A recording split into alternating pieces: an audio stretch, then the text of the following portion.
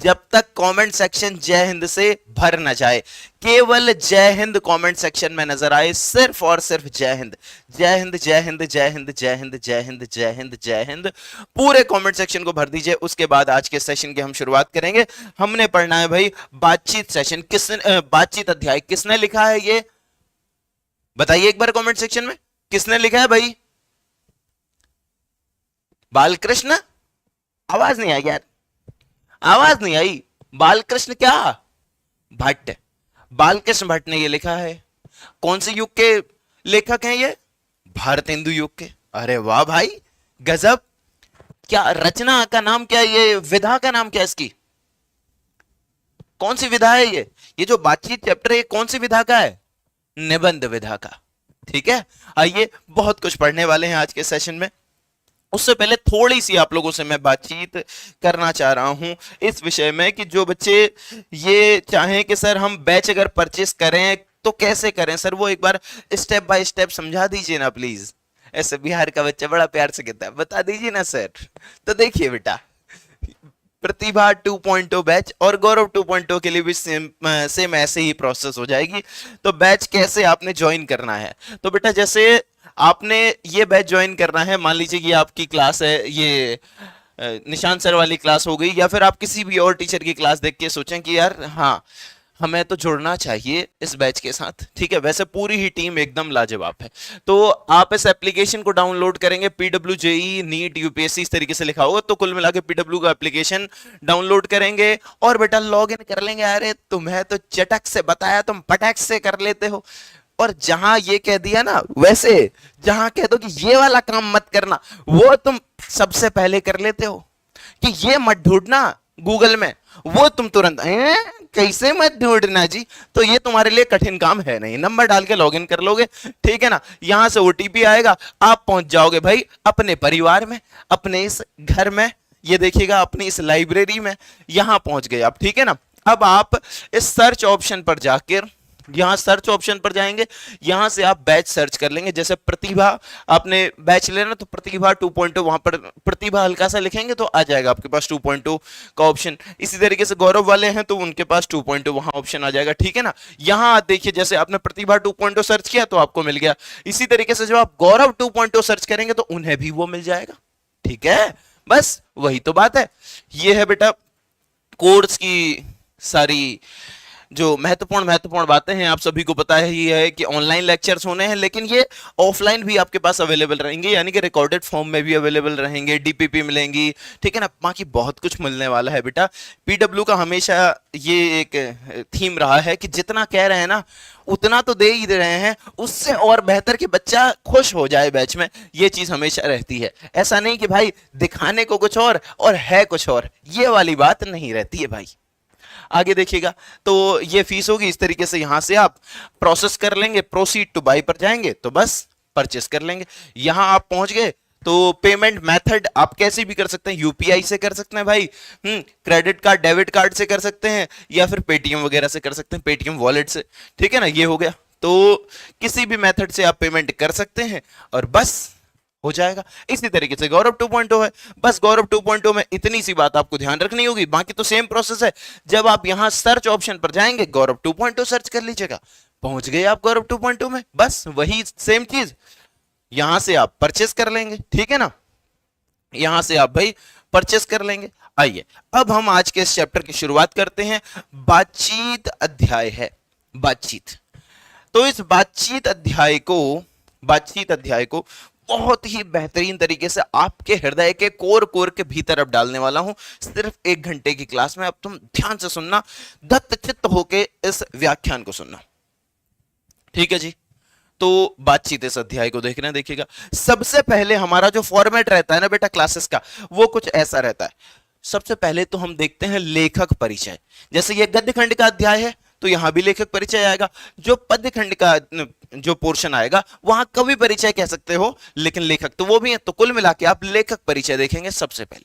उसके बाद हम जो टेक्स्ट वाला पोर्शन होता है, जो आपकी किताब में पोर्शन लगा है, वो हम पढ़ते हैं। ठीक है, जैसे यहां बातचीत निबंध है तो उस निबंध की जो महत्वपूर्ण बातें जो आपकी परीक्षा की दृष्टि से ये है कि भाई हाँ ये वाली बात तो पूछी जा सकती है, ये महत्वपूर्ण है, तो ऐसी ऐसी सारी बातें यहां पर बता दी जाएंगी। और इसी तरीके से जो पद्य खंड होगा, पद्य तो पूरा एक एक शब्द के साथ बताऊंगा, ठीक है ना।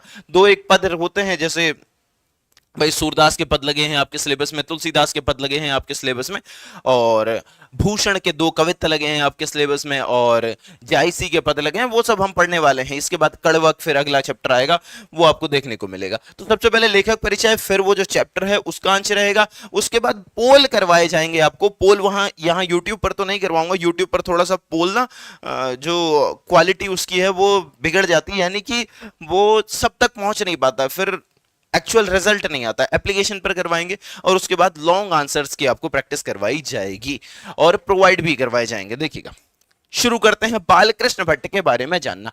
सबसे पहले तो बालकृष्ण भट्ट का जन्म कब हुआ था? बेटा कोई भी लेखक हो, ये बोर्ड परीक्षा के लिए महामंत्र दे रहा हूं मैं आपको, कोई भी लेखक हो उसका बेटा जन्म और निधन तो आपको ध्यान रखना ही होगा, आएगा ही आएगा पेपर में, ठीक है ना, आएगा ही आएगा।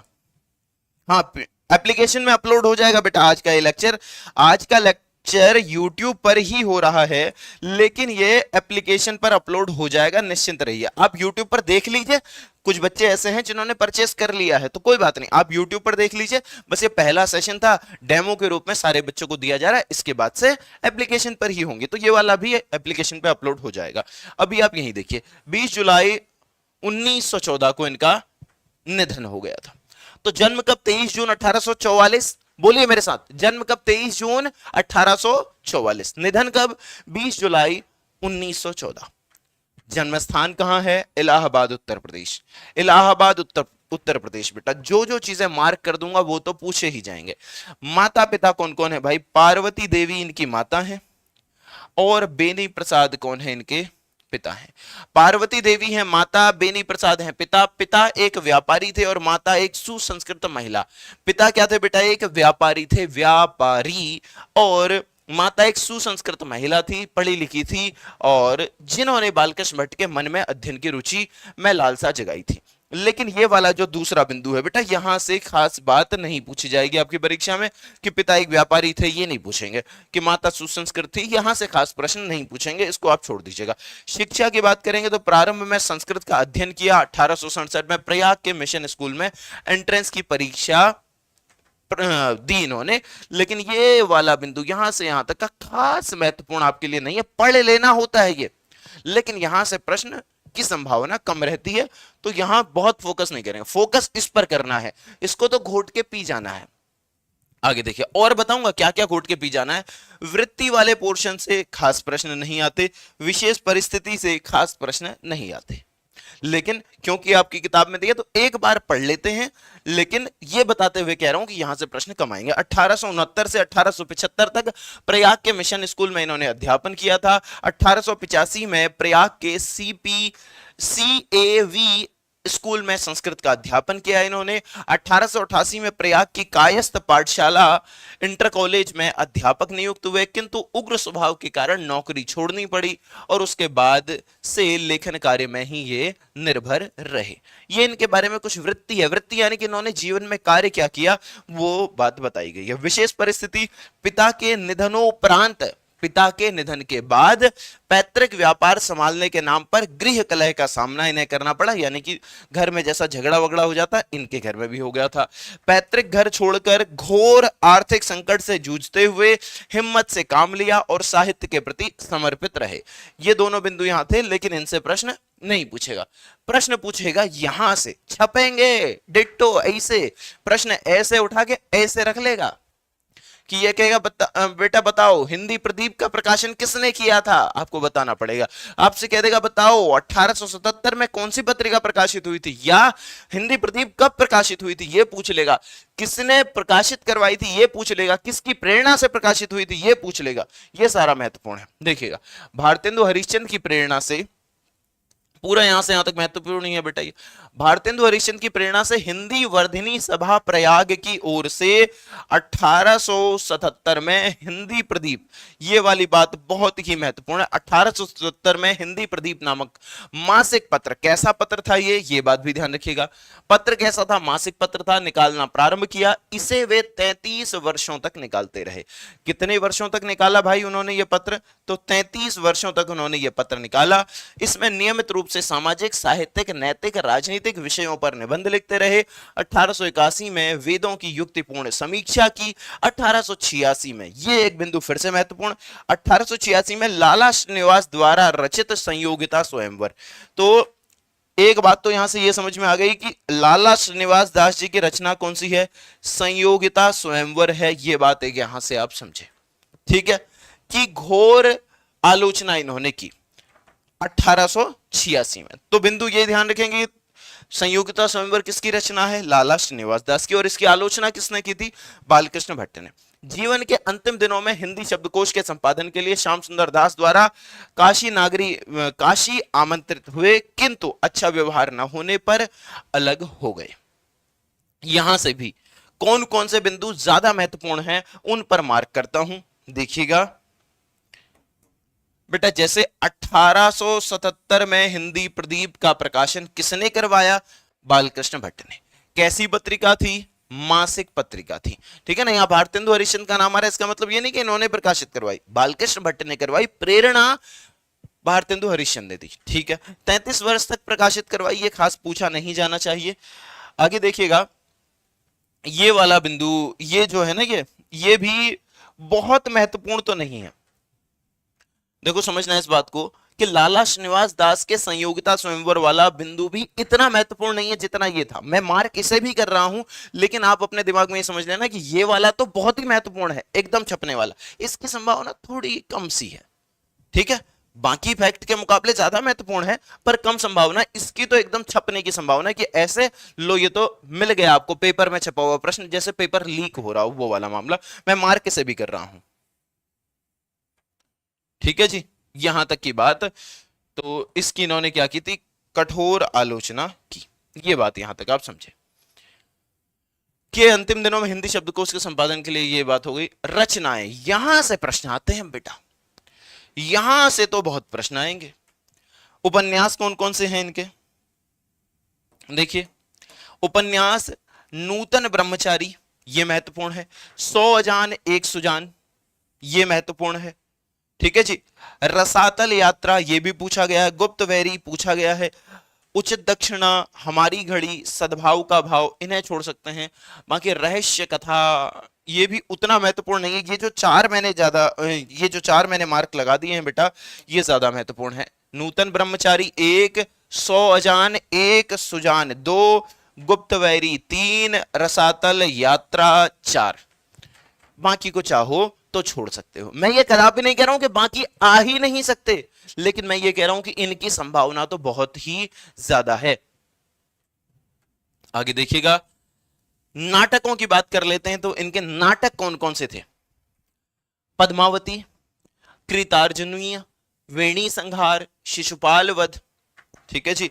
ये इनके नाटक थे। जितने ज्यादा याद कर सकें उतना बेहतर होगा। पद्मावती, कृतार्जुनीय, वेणी संहार, शिशुपाल वध, नल दमयंती का स्वयंवर, ये वाला थोड़ा ज्यादा महत्वपूर्ण है। नल दमयंती का स्वयंवर, शिक्षादान, चंद्रसेन, सीता वनवास, पतित पंचम, मेघनाद वध, कट्टर सोम की एक नकल, वृहन्नला, इंग्लैंडेश्वरी और भारत जननी, भारतवर्ष और कली, 2 दूरदेशी, 1 रोगी और 1 वैद्य, रेल का विकट खेल, बाल विवाह, ये इनके हैं बेटा नाटक।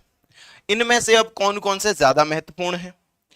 कौन से ज्यादा महत्वपूर्ण है बेटा? पद्मावती पूछा गया है, कृतार्जुनीय पूछा गया है, ठीक है जी। या इसको एक बार के लिए छोड़ दीजिए। वेणी संहार को याद रखिएगा, शिशुपाल वध को याद रखिएगा, और ये देखिएगा नल दमयंती, यहां से ये शुरू हो रहा है। नल दमयंती स्वयंवर, नल दमयंती कह लीजिए या दमयंती स्वयंवर कह लीजिए ये। फिर यहां से मेघनाद वध आपको ध्यान रखना होगा, मेघनाद वध, ठीक है जी। और इंग्लैंडेश्वरी और भारत जननी, ये ध्यान रखना होगा। इसके बाद रेल का विकट खेल आपको ध्यान रखना होगा। ये वाले ज्यादा महत्वपूर्ण थे, बाकी भी याद रख सकें तो बेहतरीन बात है, लेकिन पहले इन्हें तो अपने दिमाग में ऐसे छाप लो बिल्कुल, ये वाले तो पूछे ही जाते। ठीक है जी, अभी थोड़ी देर में डाउट लेता हूं आपके, पहले मैं थोड़ा सा ये पोर्शन पूरा करता हूं। प्रहसन जैसा काम वैसा परिणाम, ये इनकी प्रहसन रचना है। जैसे नाटक होते हैं ना बेटा, वैसे ही प्रहसन भी होते हैं। प्रहसन किसे कहते हैं? जिसमें थोड़ा हंसी वाली बात होती है, वो प्रहसन होता है। अलग अलग भेद हैं। ये एक सामान्य सी बात बता दी मैंने प्रहसन के बारे में, ये केवल इसकी ये परिभाषा नहीं है इसकी पूरी कि भाई हंसने वाली ही बात हो, बहुत गहराई की बातें होती है, पर एक सामान्य रूप में कह सकते हैं। जैसा काम वैसा परिणाम, नई रोशनी का विष, आचार विडंबन आदि। पर प्रहसन से खास प्रश्न नहीं पूछे जाएंगे, मैं अपने अनुभव के आधार पर बता रहा हूं।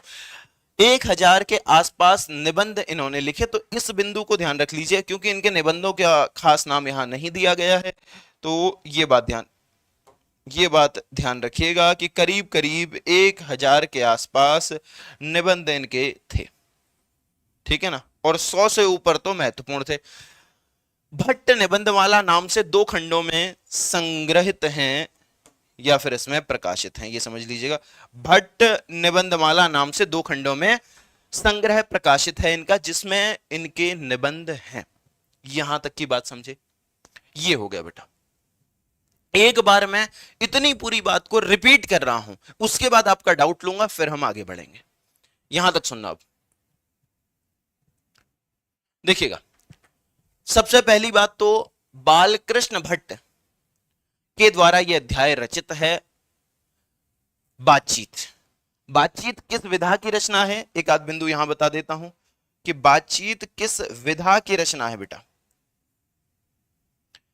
विधा किसे कहते हैं पता है क्या? एक बार कमेंट में बताइएगा। विधा मतलब जानते हैं क्या आप लोग? बिहार बोर्ड में कई बार मैं देखता हूं विद्या कह देते हैं इसे, विद्या।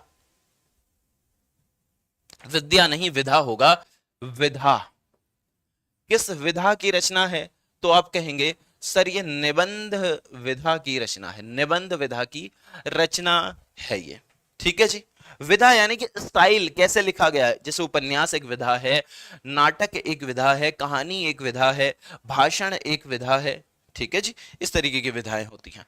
बालकृष्ण भट्ट किस काल के हैं? तो ध्यान रखिएगा, भारतेंदु काल के। भारतेंदु काल के ये लेखक हैं, या फिर भारतेंदु मंडल के लेखक भी कह देते हैं बेटा। भारतेंदु काल तो एक अलग है, बाकी भारतेंदु मंडल, कुछ ऐसे लेखक थे जिन पर भारतेंदु का असर बहुत ज्यादा था, तो उन्हें भारतेंदु मंडल में भी रखते हैं। तो ये भारतेंदु मंडल के भी लेखक थे। वैसे उम्र में उनसे बड़े थे, पर उनके काल में ये आते हैं। और एक और बात ध्यान रखिएगा, अब जब भारतेंदु काल में ये आ रहे हैं, तो क्या ये बात मैं स्पष्ट कह दूं कि ये आधुनिक काल के लेखक है? आधुनिक काल के लेखक है, क्या इतनी बात समझ में आ रही है बेटा? जब भारतेंदु काल के होंगे तो आधुनिक काल के ही होंगे, और वैसे भी जन्म ही 1844 में हुआ है, आधुनिक काल का समय यहां से आ गया। तो ये बात आपको समझ में आई। बाकी भक्ति काल, रीति काल, आधुनिक काल, आदि काल वगैरह मैं आपको कड़वक अध्याय में पढ़ाऊंगा, जो इसके बाद पढ़ाऊंगा ना, वहां मैं आपको जायसी के बारे में बताऊंगा, तो वहां कुछ कुछ बातें बताऊंगा, वहां हम समझते हुए चलेंगे इन बातों को। आगे देखिएगा, तो जन्म आपको ध्यान रखना होगा सारे लेखकों का, निधन ध्यान रखेंगे, और निवास स्थान ध्यान रखना होगा। पार्वती देवी माता हैं, बेनी प्रसाद पिता हैं। बेनी प्रसाद भट्ट, ये पूरे में मार्क नहीं हुआ है, मैं पूरे में कर देता हूं इसे। बेनी प्रसाद भट्ट, यही वाला होगा जी। ये माता है पार्वती देवी, और बेनी प्रसाद भट्ट हैं इनके पिताजी। ठीक है जी। बाकी इस वाले पोर्शन से खास प्रश्न नहीं बनेगा, वृत्ति और विशेष परिस्थिति से खास प्रश्न नहीं बनेगा। 1877 में इन्होंने हिंदी प्रतीप पत्रिका प्रकाशित करवाई, यहां से प्रश्न बनेगा। ये मासिक पत्रिका थी, ये बात भी ध्यान रखिएगा। 1886 में इन्होंने, ये वाली बात बहुत महत्वपूर्ण नहीं है, कम से कम इसके तुल्यता में तो महत्वपूर्ण नहीं ही है, फिर भी समझ लीजिए कि 1886 में लाला श्रीनिवास दास के संयोगिता स्वयंवर की कठोर आलोचना इन्होंने की थी। इनके रचनाओं की बात करेंगे तो इनके उपन्यास हैं नूतन ब्रह्मचारी, 100 जान एक सुजान, गुप्तवैरी और रसातल यात्रा। ये तो है उपन्यास। आगे देखिएगा, नाटकों की बात करेंगे तो जैसे पद्मावती है, वेणी संहार है, शिशुपाल वध है, नल दमयंती है, इसी को हम दमयंती स्वयंवर भी कहते हैं, मेघनाद वध ध्यान रखना है, इंग्लैंडेश्वरी और भारत जननी ध्यान रखना है, रेल का विकट खेल ध्यान रखना है। बाकी भी महत्वपूर्ण है पर ये ज्यादा महत्वपूर्ण थे इसलिए मैंने मार्क किया। 1000 के आसपास निबंध इन्होंने लिखे, जिनमें से 100 तो बहुत महत्वपूर्ण हैं और इनके निबंध भट्ट निबंधमाला नाम से 2 खंडों में प्रकाशित हुए हैं। अब मुझे बताइएगा यहां तक किसको एक एक बात क्रिस्टल क्लैरिटी के साथ समझ में आई है, तो वो लिख दीजिएगा कमेंट सेक्शन में ऑल क्लियर, और जिसको कोई भी बात समझ में नहीं आई है तो वो पूछ लीजिए। अभी देखो, जब हम यहां YouTube पर क्लास ले रहे हैं तो YouTube पर डाउट स्लाइड नाम से कुछ ऑप्शन नहीं होता। जब हम एप्लीकेशन पर क्लास लेंगे ना, यहां पर एक छोटा सा डब्बा सा आ जाता है हमारे पास, जिसमें से हम डाउट स्लाइड को ऑन करते हैं, मतलब जो जो आपने डाउट पूछे होते हैं तो वो वहां मिल जाते हैं। एक नॉर्मल चैटिंग आपकी अलग, और जो डाउट्स हैं वो सेपरेटली हमें मिल जाते हैं, तो वहां से हम आपके डाउट सॉल्व कर पाते हैं। सर हिंदी का नोट्स कैसे बनाएं ये बताइए। वो भी बताएंगे बेटा। जैसे ये मैं जो बता रहा था ना, ये जितनी बातें मैंने लिखी नोट्स में इतना ही लिखना, तुम इसके अलावा मत लिखना, नोट्स में इतना ही लिखना जो मैंने बताया। हाँ, कहानी की तरह बताइए सर तो मजा आएगा। बिल्कुल बेटा मजा आएगा। ऑल क्लियर सर, बहुत बढ़िया जी, लाजवाब लाजवाब लाजवाब। हाँ, ललित निबंध बेटा, ये जो भारतेंदु काल के जो निबंध थे, इन निबंधों के लिए रामचंद्र शुक्ल बड़े नाम हुए हैं हिंदी साहित्य के, उन्होंने इन्हें ललित निबंध का नाम दिया है कि नए नए तरीके के निबंध, ललित निबंध भी इसे कहते हैं। बहुत बढ़िया, आइए समझते हैं। ऑल क्लियर, बहुत शानदार बेटा, बहुत शानदार। अब हम बातचीत पाठ का सारांश देखेंगे, और अब से जब आपकी क्लासेस होंगी ना, मैं उससे पहले ही आपको शेड्यूल तो दे ही दूंगा, एप्लीकेशन पे मिल जाता है आपको, तो वहां से आप देख लीजिएगा कि कौन सा चैप्टर है, एक रीडिंग आप उसकी पहले लगा के आइएगा, उसके बाद मैं और समझा दूंगा, तो मजा ही आ जाएगा यार, क्या ही कहने। देखिएगा, बातचीत शीर्षक निबंध आधुनिक काल के प्रसिद्ध निबंधकार बालकृष्ण भट्ट द्वारा लिखा गया है। आगे, जिसमें वाक शक्ति को लेखक ने ईश्वर का वरदान बताया है, ये बिंदु महत्वपूर्ण है। ठीक है जी, जो जो बातों पर मार्क लगा दूंगा वो तो तुरंत के तुरंत छाप लेना। वाक शक्ति को लेखक ने क्या बताया है? ईश्वर का वरदान बताया है। ध्यान रखिएगा, बालकृष्ण भट्ट जी कहते हैं कि वाक शक्ति अगर मनुष्य में ना होती तो ना जाने इस गूंगी सृष्टि का क्या हाल होता। भाई फिर तो हम बोल ही नहीं पाते ना। वाक शक्ति है क्या? वाक यानी कि बोलना, बोलने की जो शक्ति है उसे कहते हैं वाक शक्ति, बोलने की शक्ति।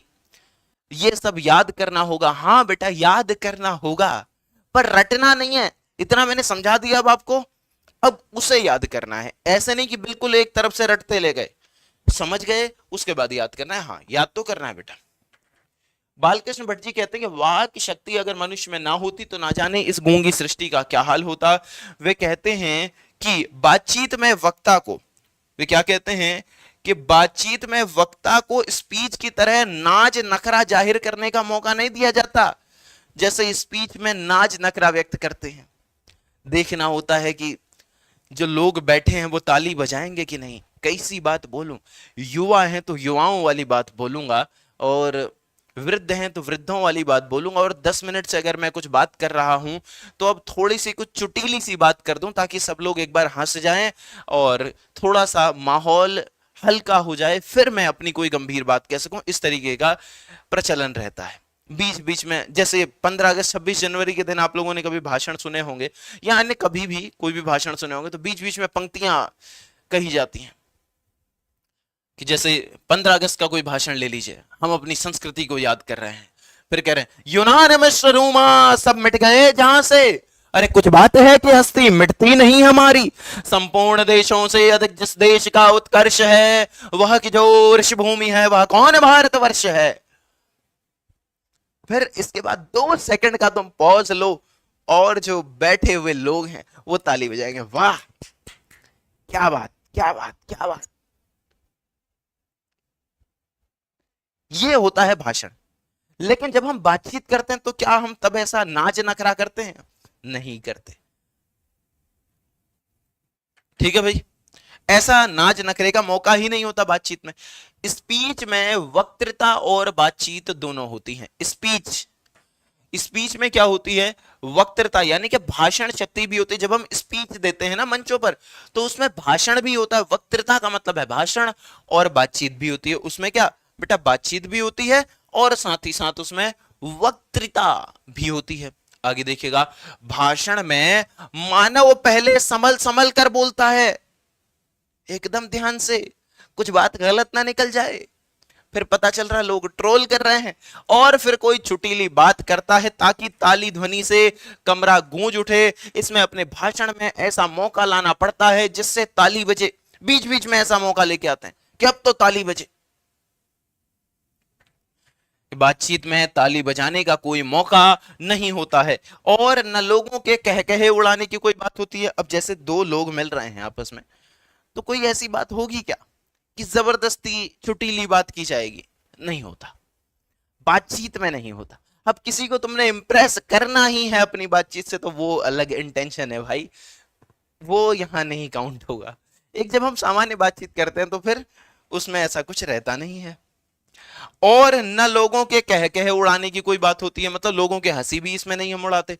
बातचीत में कभी कोई छुटीली बात आ जाने पर थोड़ी हंसी आ जाती है। कितनी? बस। और युवा है थोड़ा, तो थोड़ा सा और हंस लेगा, इतना ही तो होगा। ऐसा नहीं कि खिलखिला के हंस रहे हा हा हा हा हा हा, ऐसा तो नहीं होगा। मुस्कुराहट, मुस्कुराहट से होठों का फड़क उठना इस हंसी का अंतिम से, इस हंसी की क्या है? अंतिम सीमा है। ऐसे क्या रहे ना होठ, बस इतना सा होगी। यही होता बातचीत में। स्पीच का उद्देश्य सुनाने वाले के मन में जोश और उत्साह पैदा करना होता है। जब हम स्पीच सुनाते हैं कि हम कर सकते हैं, वी कैन डू इट, इस तरीके से अलग अलग मोटिवेशन दिया जाता है, वो भाषण में होता है, बातचीत में नहीं। आगे देखिएगा, बातचीत मन बहलाने का तरीका है। बातचीत क्या है बेटा? मन बहलाने का तरीका है। मन बहलता है बातचीत से। वे कहते हैं जैसे आदमी को जिंदगी का मजे। वैसे आज तो तुम्हारे पास बातचीत के बहुत सारे विकल्प हो गए हैं, इंस्टाग्राम, फेसबुक, व्हाट्सएप, और क्या होता है वो स्नैपचैट। पर जब इन्होंने ये लिखा था तब व्हाट्सएप नहीं था, तब फेसबुक नहीं था, तब इंस्टाग्राम नहीं था, स्नैपचैट नहीं था। तब तो ऐसे ही होती थी बातचीत। आज तो पता नहीं चल रहा है कि यहां से कोई चैटिंग कर रहा है तो वो कितनों से और चैटिया रहा है या रही है, दोनों ही। पर लेकिन जब सामने सामने बातचीत हो तो वो तो स्पष्ट पता चल रहा है कि ये क्या कहना चाह रहा है और मैं क्या समझ रहा हूं, स्पष्ट है। वे कहते हैं कि जैसे आदमी को जिंदगी मजेदार बनाने के लिए खाने पीने, चलने फिरने इत्यादि की जरूरत है, वैसे ही बातचीत की भी अति आवश्यकता है। इससे मन हल्का और स्वच्छ हो जाता है। ध्यान से देखिएगा बेटा, इससे मन क्या हो जाता है, ये महत्वपूर्ण बात है। मन हल्का और स्वच्छ हो जाता है। किससे होता है? बातचीत से। तो आप बिंदु कैसे बनाएंगे जब आप नोट करेंगे शॉर्ट नोट्स में? अभी कोई बच्चा पूछ रहा था सर नोट्स कैसे बनाएंगे, तो ऐसे ही बनाएंगे। जो महत्वपूर्ण महत्वपूर्ण बिंदु है उन्हें लिखना है कि बातचीत से मन हल्का और स्वच्छ हो जाता है, ऐसा आप लिखेंगे। तथा अति आनंद प्राप्त होता है, इसको लिखने की जरूरत नहीं है, ये समझदारी का ही काम है बस। गंदगी तथा धुआं जो दिल में जमा रहता है वह भाप बनकर उड़ जाता है, ये बिंदु भी महत्वपूर्ण है। देखिएगा, गंदगी तथा धुआं जो दिल में जमा रहता है वो भाप बनकर उड़ जाता है। अब मेरे दिल में कोई विचार था, मैंने बात कर ली, अब बात साफ हो गई। जो वो धुंध था मेरे मन में, जो कोहरा था, जो गंदगी थी, वो निकल गई। बातचीत के बाद सब समाप्त हो गया। लेखक कहते हैं कि जिनको लेखक कहते हैं कि जिनको बातचीत करने की आदत लग जाती है वह खाना पीना भी छोड़ देते हैं, लेकिन बातचीत का मजा नहीं खोना चाहते हैं।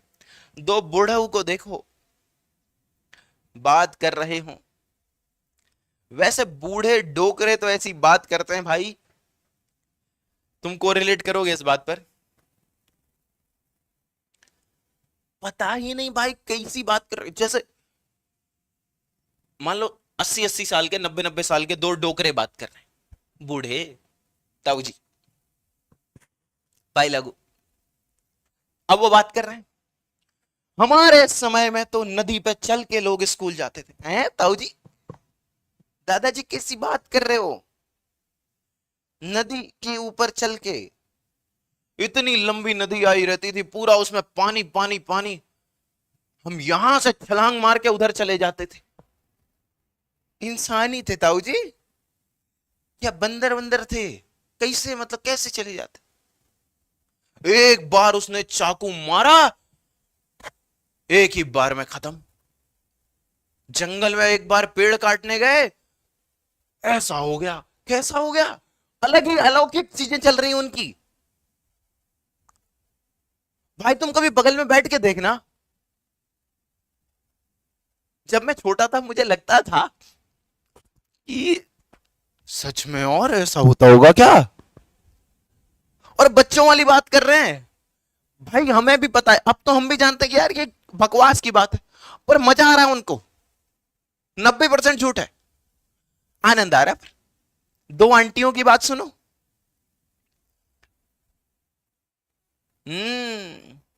शर्मा जी की लड़की को देखा है कैसे छोटे छोटे कपड़े पहन के हाय हाय हाय हाय हाय बाजार जाती है। छी, क्या संस्कार सिखाए माँ बाप ने। 6-8 घंटे कह देंगी, उसके बाद कहेंगे छोड़ बिमला, हमें क्या करना, हम तो अपना घर संभालें। अबे तो तुम्हें करना नहीं था तो तुम 8 घंटे से बहस क्यों कर रही थी? क्यों? ऐसा ही होता है बातचीत का अलग मजा है। जब मजा आ रहा होता बातचीत में, फिर मजा आता है एकदम मस्त। देखो, लेखक रॉबिन्सन क्रूसो किसकी बात करते हैं? रॉबिन्सन क्रूसो के बारे में कहते हैं कि वह, यह बिंदु बहुत महत्वपूर्ण है, परीक्षा में पूछा जाता है। रॉबिन्सन क्रूसो के बारे में कहते हैं कि वह 16 वर्षों तक आदमी का मुख नहीं देखा था। किसने? रॉबिन्सन क्रूसो ने। यह बिंदु भी महत्वपूर्ण है। कैसे? नोट्स में कैसे लिखेंगे?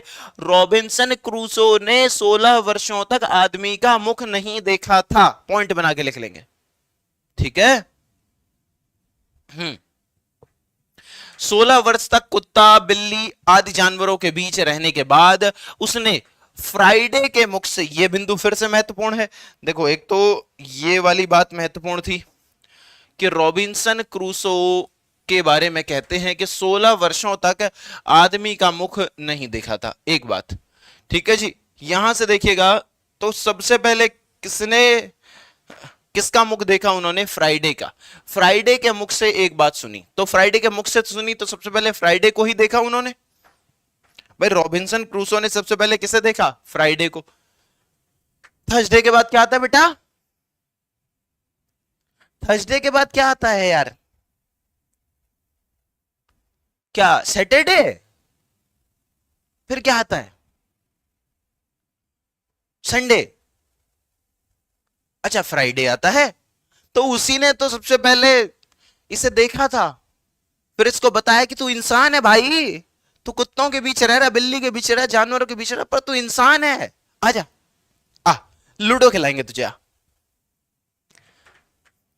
उस समय रॉबिन्सन क्रूसो को ऐसा आनंद हुआ मानो उसने नए सिरे से फिर से आदमी का चोला, यानी चोला का मतलब होता कपड़ा, पाया हो। वे कहते हैं कि मनुष्य की वाक शक्ति में लुभा लेने की ताकत होती है।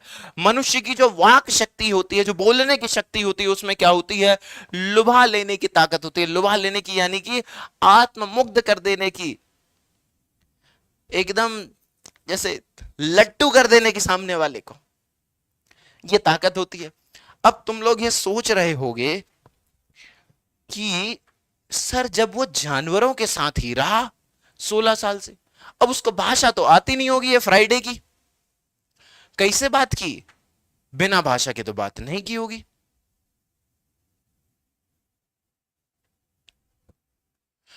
तो बेटा पहली बात तो, जब रॉबिन्सन क्रूसो ने फ्राइडे का चेहरा देखा होगा वो वैसे ही खुश हो गया होगा, अरे मेरी तरह दो पैरों पर खड़ा होने वाला कोई व्यक्ति, ऐसा भी है क्या? आधी खुशी तो यही हो गई होगी। फिर उसने थोड़ा बहुत कुछ बताया होगा, ऐसे ऐसे ऐसे, फिर धीरे धीरे भाषा सीख गया होगा, पहली बार में तो नहीं आती होगी ना। बेन जॉनसन कहते हैं कि बोलने से ही मनुष्य के रूप का साक्षात्कार होता है। यह बिंदु फिर से बहुत महत्वपूर्ण है। कौन कहते हैं ये बात? बेन जॉनसन कहते हैं कि, क्या कहते हैं भाई? कहते हैं कि बोलने से ही मनुष्य के रूप का साक्षात्कार होता है। अब अगर आपसे पूछ ले, एक तो ये कि बेन जॉनसन ये मनुष्य, बोलने से मनुष्य के रूप का साक्षात्कार होता है, ऐसा कौन कहते हैं? तो बेन जॉनसन कहते हैं। एक प्रश्न ये बन सकता है। या फिर आपसे वो ये कह देगा कि मनुष्य के रूप का साक्षात्कार कैसे होता है? बोलने से, खेलने से, दौड़ने से, खाने से? तो आप कहेंगे सर बोलने से होता है, बातचीत से होता है। ये बताना है आपने। लेखक ने बातचीत के प्रकार को भी बताया है। लेखक ने क्या बताया बेटा? बातचीत के अलग अलग प्रकार होते हैं, यह भी बताया है कि बातचीत के कैसे कैसे प्रकार होते हैं। बातचीत की सीमा दो से लेकर वहां तक हो सकती है जहां तक उसकी जमात या मीटिंग या सभा न समझ ली जाए, उतनी बातचीत हो सकती है। यानी दो लोगों के बीच भी हो सकते हैं, तीन के बीच, चार के बीच, पांच, छह, सात के बीच भी हो सकते हैं, लेकिन फिर ज्यादा हो जाएंगे तो फिर वो मीटिंग हो जाएगी, सभा हो जाएगी, फिर वो बातचीत रहेगी नहीं। सब लोग तो बोल भी नहीं पाएंगे ना उसमें।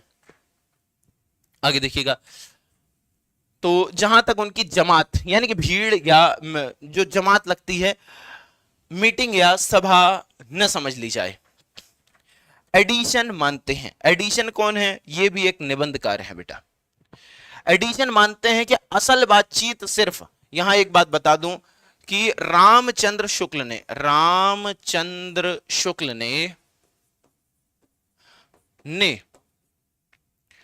बालकृष्ण भट्ट की तुलना एडिशन और स्टील से की थी।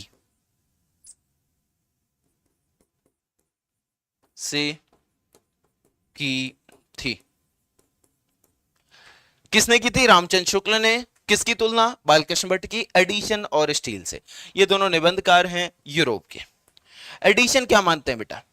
कि असल बातचीत सिर्फ दो व्यक्तियों के मध्य ही हो सकती है। यह बिंदु फिर से महत्वपूर्ण है, नोट कर लीजिएगा कि एडिशन ये मानते हैं कि असल बातचीत कितने व्यक्तियों के बीच हो सकती है बेटा।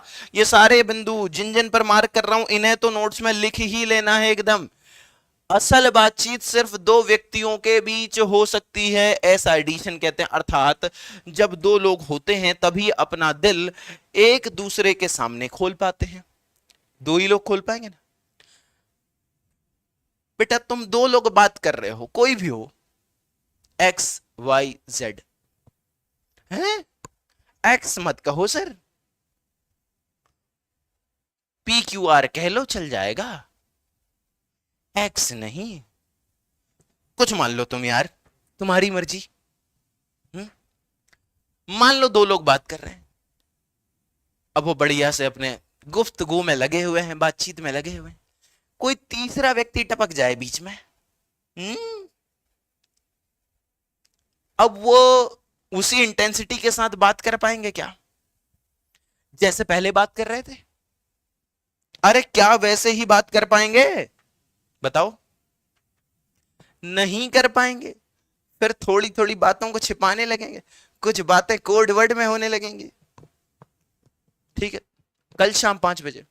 ओके, ठीक है, ठीक है, ठीक, ठीक है, फिर मैं चलता हूं। फिर हो गया। कहां कल शाम 5 बजे? कुछ नहीं, समझ लिया दोनों ने। भाई तुम बीच में आए क्यों? कबाब में हड्डी। पर दो लोगों के बीच बात प्रॉपर होती है।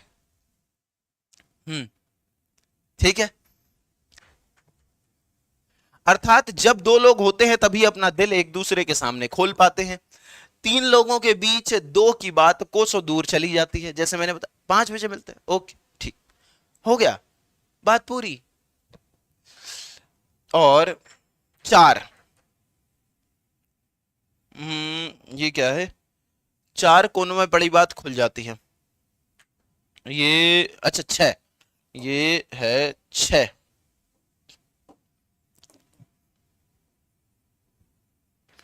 6 कानों में पड़ी बात खुल जाती है। 6 कानों में कैसे पड़ेगी? एक तो 2 लोगों बात कर ही रहे थे बेटा, तो 4 कान हो गए, 2 और आ जाएंगे तो 6 हो गए। अभी पढ़ता हूं बेटा, कुछ कुछ आप भेज रहे हो यहाँ, शायरी भेज रहे हो, कुछ कमेंट भेज रहे हो, अभी मैं पढ़ता हूं, पहले थोड़ा सा मुझे समझाने दो। 6 कानों में पड़ी बात खुल जाती है, मतलब कोई ना कोई तो राज खोल ही देगा। 2 व्यक्ति के बातचीत में अगर कोई तीसरा आ जाता है तो वे दोनों अपनी बातचीत बंद कर देते हैं। ऐसा होता है क्या? 2 लोग बात कर रहे हों, तीसरा आ जाए तो वो बातचीत बंद कर देंगे? देखो पूरी तरीके से ना भी बंद करें तो ऐसे डाइवर्ट करेंगे कि उसको पता भी नहीं लगे क्या बात कर रहे थे। अब बातचीत ही अलग मुद्दे पर चली गई तो बंद तो हो ही गई ना। अब तो वो बस ऐसे ही कुछ बतिया रहे हैं, पर बात वैसी नहीं चल रही जैसी पहले चल रही थी। हाँ, सारे ऑब्जेक्टिव सब्जेक्टिव सब क्लियर हो जाएंगे बेटा, इसके बाद सब क्लियर हो जाएंगे। बहुत बढ़िया। आप ही के बिना हूं क्या, बड़ा लंबा लिखा है, खूबसूरत। कौन कौन सी शायरी वायरी लिख रहे हो क्या? बहुत बढ़िया, आगे देखिएगा बेटा। लेखक के अनुसार 3 लोगों के बीच बातचीत अंगूठी में जुड़ी नग जैसी होती है। ये वाला बिंदु फिर से आपके लिए महत्वपूर्ण है बेटा, कि लेखक के अनुसार क्या, तो 3 लोगों के बीच बातचीत अंगूठी में जुड़ी नग के समान होती है। अंगूठी में जुड़ी नग के समान 3 लोगों के बीच की बातचीत, और 4 लोगों के बीच की बातचीत तो राम रमोवल होती है, फॉर्मेलिटी होती है बस, उसमें तो बातचीत होती ही नहीं। 3 लोगों के बीच बातचीत त्रिकोण बन जाती है। क्या? त्रिकोण बन जाती है बेटा, ध्यान से सुनना। चलो एक बार यहां तक मुझे बता दो, क्या सारी बातें क्लियर हो रही है? तब मैं आगे बढ़ूं। यहां तक का क्या क्लियर हो रहा है आपको? सर ऐप पर नोट्स मिलेगा? हाँ बेटा, ये नोट्स आपको एप्लीकेशन पर मिलेंगे। इसके अलावा हैंड रिटन नोट्स भी आपको एप्लीकेशन पर मिलेंगे। वो शॉर्ट नोट्स होंगे, ठीक है ना, वो हमारी टीम ने बनाए हैं, वो शॉर्ट नोट्स होंगे, वो भी आपको मिलेंगे एप्लीकेशन पर। काफी कुछ मिलने वाला है, निश्चिंत रहो जी। बहुत बढ़िया। हाँ, क्वेश्चन आज आंसर भी करवाइएगा। अभी रुको तो सही, तुम आगे दिखेंगे तुम्हें क्वेश्चन आंसर्स, है ना? अभी देख, बस ये इतना देख पा रहे हो तुम? यहाँ ये क्वेश्चन आंसर, ये क्वेश्चन आंसर, ये दिख तो रहा होगा। मैं यहाँ खोल दूंगा तो तुम फिर अभी आंसर बताने लगोगे। अभी आंसर नहीं बताना ना। ये देखो एमसीक्यू क्वेश्चंस भी हैं, उसके बाद फिर लिखित प्रश्नोत्तर भी हैं, सब्जेक्टिव वाले भी हैं, ठीक है ना? तो ये सब कुछ मिलने वाला है आपको यहाँ। क्लियर है यहाँ? ऑल क्लियर एक बार कमेंट सेक्शन में लिख दो बेटा, या थम्स अप एक बार ऐसे भेज दो कि हाँ sir clear clear clear clear clear, मैं समझ जाऊं कि हाँ सर यहां तक क्लियर हो गया। हाँ, लॉन्ग आंसर्स भी होगा, बिल्कुल बेटा लॉन्ग आंसर्स भी होगा, निश्चिंत रहिए।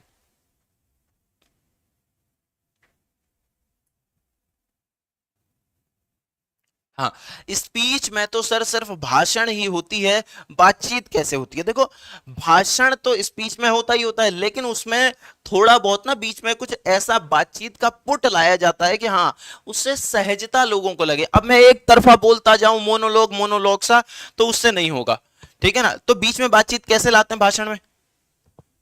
जैसे आप लोग बताइए मैं गलत कह रहा हूं या सही? फिर लोग कहेंगे सही कह रहे हैं, सही एकदम गुरुजी।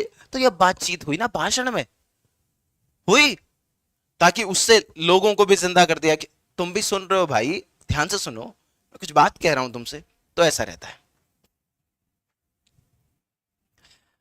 तो आगे देखिएगा कि 4 लोगों के बीच की बातचीत केवल फॉर्मेलिटी होती है। 4 लोगों के बीच की बातचीत कैसी होती है? फॉर्मेलिटी बस, और कुछ नहीं, केवल फॉर्मेलिटी होती है, ठीक है ना? ये वाला बिंदु भी बहुत महत्वपूर्ण है, सीधे के सीधे छपेंगे बेटा ये प्रश्न। 4 लोगों के बीच की बातचीत केवल फॉर्मेलिटी होती है, इसमें खुलकर बातें नहीं होती। वह फॉर्मेलिटी गौरव और संजीदगी वाली बात होती है। अपनी अपनी बढ़ाई की बात होती है, कोई भी अपने लिए कुछ गलत बात नहीं कहेगा, सब इज्जत से बात करेंगे, इस तरीके की रहती, फॉर्मेलिटी रहती है भाई। हम्म। चार से अधिक के चार से अधिक के बीच में बातचीत को राम रमोवल कहते हैं। चार या चार से अधिक कह सकते हैं, या चार से अधिक की बातचीत को क्या कहते हैं? राम रमोवल। बस मन बहल रहा है जी, बाकी कुछ नहीं। चार से अधिक की बातचीत को क्या कहते हैं? राम रमोवल। चार से अधिक की बातचीत को क्या कहते हैं? तो राम रमोवल कहते हैं, अर्थात हंसी मजाक होता है, बस बातचीत उसमें खास रहती नहीं है। दो बूढ़े बातचीत में अक्सर जमाने की शिकायत होती है। दो बूढ़ों की बातचीत में, किसकी? जब दो बूढ़े बात कर रहे होते तो उनकी बातचीत में वैसी बात करते हैं। देखो आज के युवाओं को, आज के लड़के तो पागल हो गए हैं, ये इनको समझदारी कहां। फिर ये वाला डायलॉग कहते सुना होगा तुमने सबको, एक पढ़ाई का लेवल हमारे समय पर था, 40-40% लाना बड़ी भारी बात हुआ करता था। 50 में से 10 बच्चे तो पास होते थे, और हम हुए थे पास 40% लाके या 50% लाके, ऐसे कि तब की अलग बात थी। तब तो गुड़ भी अगर बाजार में मिलता था तो ऐसा कि एक ही बार में खा रहे हैं, तो एक एक भेली कहते हैं ना उसे, भाई तुम्हारे यहाँ क्या कहते हैं उसको? वो हमारे यहाँ भेली कहते हैं उसको, भेली। वो जो पूरा इतना बड़ा सा मिलता है, वो एक ही बार में खा जाए। और रसगुल्ले खाने में आए तो 301 बार में खा जाए। गजब, स्पंजी रसगुल्ले 301 बार में, कैसे? पर भाई वो खा जा रहे हैं, ऐसी वाली बातचीत हो रही है, अलग ही उनकी। आज के लोगों को देखो, 18-18 साल के हैं, 16-16 साल के हैं, बीपी इनका लो है या हाई चल रहा है, शुगर इनको है, कमर में दर्द है, चल पाते नहीं है, ये क्या है, क्या करेंगे ये कल को, ऐसा चल रहा होता है। तो दो बूढ़ों के बीच में जमाने की बातचीत होती है, ऐसी सासों के बीच में भी। अब तो जी बहुएं ऐसी आ रही हैं कि क्या ही कहे, राम बचाए राम बचाए राम बचाए। वो भूल जाती हैं कि सास भी कभी बहू थी, तुम भी बहू थी भाई, तब भूल जाती है। और मैं ये बात गारंटी के साथ कह सकता हूं कि आज तुम्हें जो वो बूढ़ों की बातें बुरी लगती हैं, जब तुम ऐसी उम्र में आओगे ना, 70-80 साल की, 60 साल की, तब तुम भी कहोगे कि 2010, 2015, 2005 के आसपास के जो लोग हैं, या 2020 से पहले पहले के, वो तो थोड़े दमदार टाइप के हैं आज भी। पर नई पीढ़ी तो एकदम संस्कृति का नाश कर दिया है इन्होंने, कोई दो कौड़ी की तमीज नहीं है इनको। जैसे हमारे टाइम पे फोन ही नहीं था, अब तुम्हारे टाइम पे फोन आ गया, तुम कहोगे फोन तो हमारे टाइम भी था, हमने तो नहीं किया ऐसा। देखो इन्हें, देखो देखो। तो ये सारी पीढ़ियों में होता है, सब बूढ़ों की बातों में ये होता ही है बेटा, ठीक है ना। बाबा आदम के समय के दास्तान शुरू करते हैं, जिसमें 4 सच तो 10 झूठ होते हैं। मैंने बताया ना तुम्हें कि नदी के ऊपर चल के जाते थे, 4 सच है 10 झूठ है, कोई मतलब नहीं उनको, मजा आ रहा है बस। एक बार जब उनके बातचीत का घोड़ा छूट जाए, जाने पर, बहरों बीत जाने पर भी अंत नहीं होता। अब उनको मजा ही आ रहा है, आनंद ही आ रहा है भाई, एकदम। देखिएगा, लेखक कहते हैं कि दो सहेलियों के बीच बातचीत का जायका निराला होता है। जब दो सहेलियों के बीच बातचीत होती है तो जायका निराला होता है। भाग्य से ही दो सहेलियों के बीच की बातचीत सुनने को मिलता है। मैं ये सोच रहा हूं कि बालकृष्ण भट्ट का इसमें क्या उद्देश्य था, वो क्यों दो सहेलियों के बीच की बातचीत सुनना चाह रहे थे?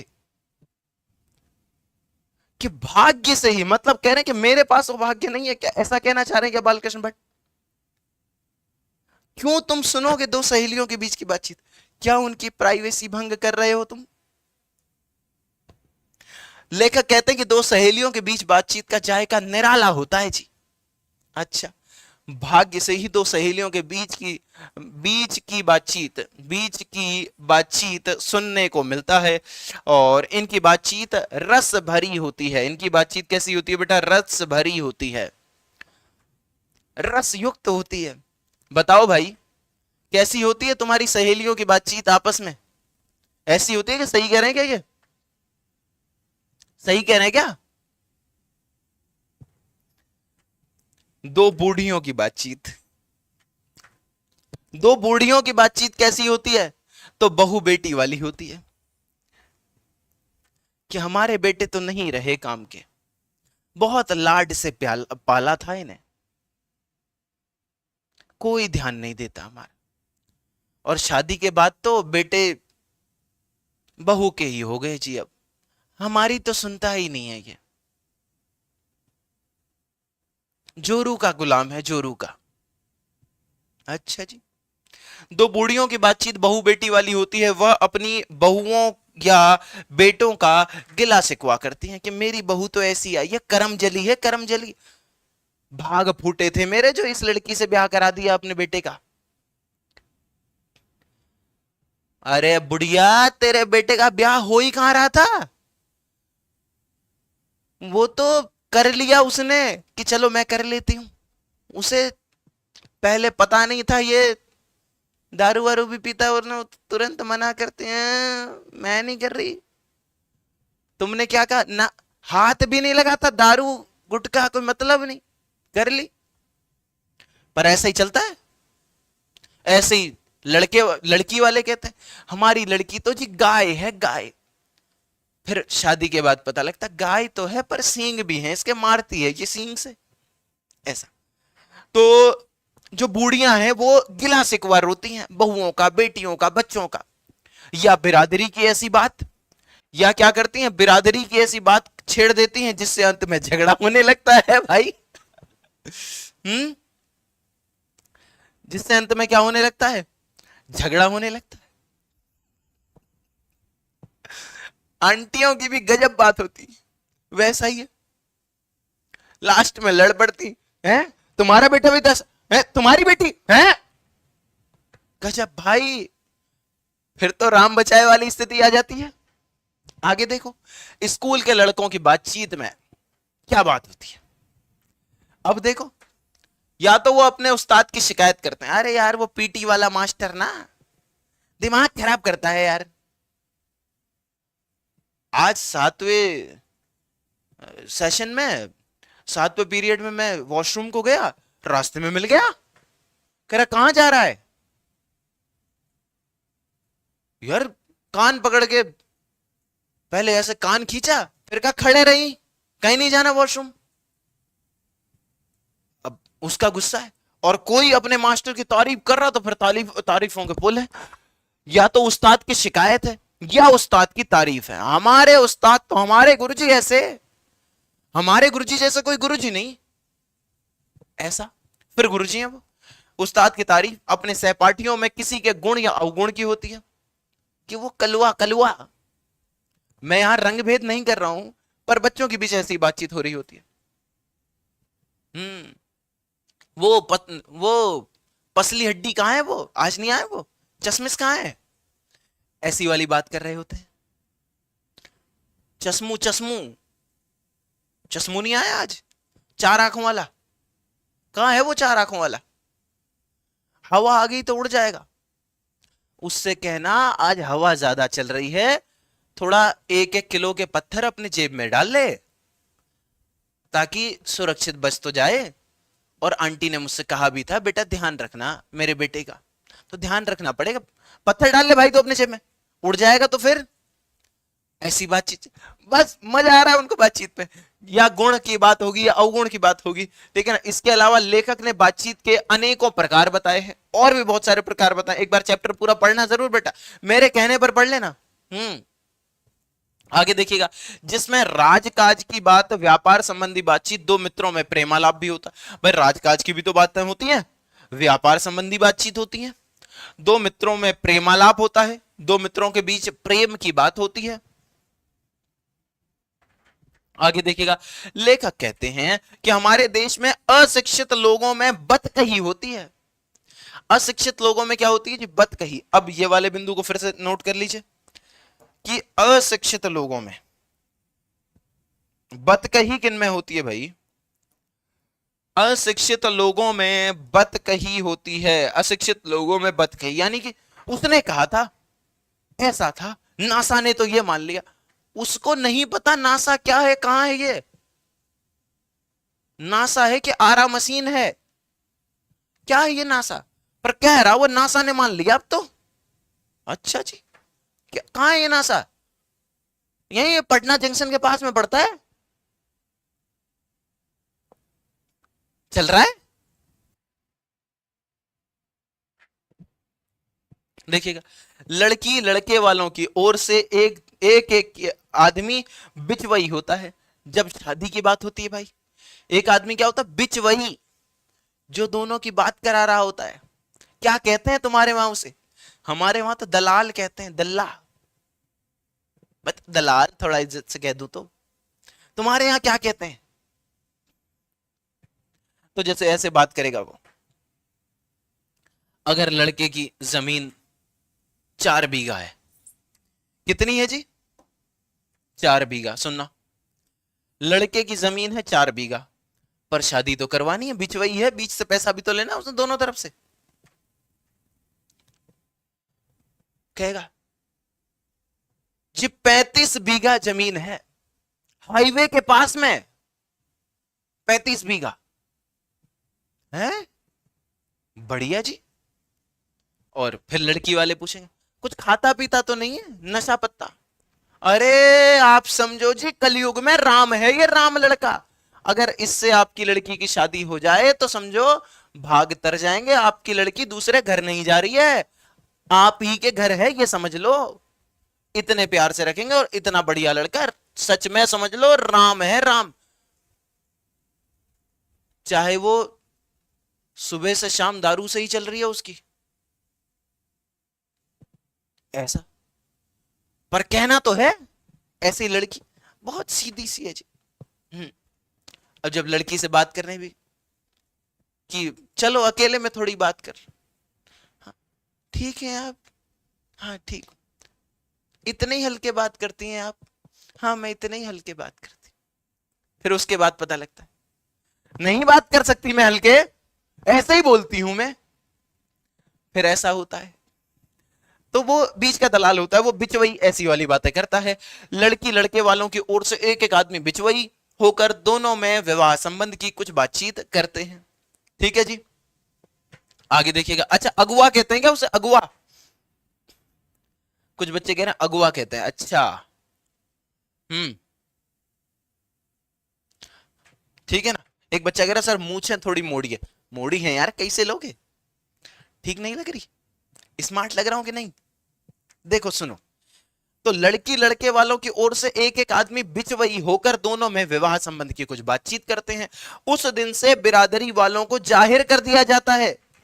जो बिरादरी वाले होते हैं उनको ये जाहिर कर देते हैं कि विवाह पक्का हो गया। रोका भी कहते हैं उसे, रोका, रोका हो गया जी, अब तो विवाह पक्का हो गया अब।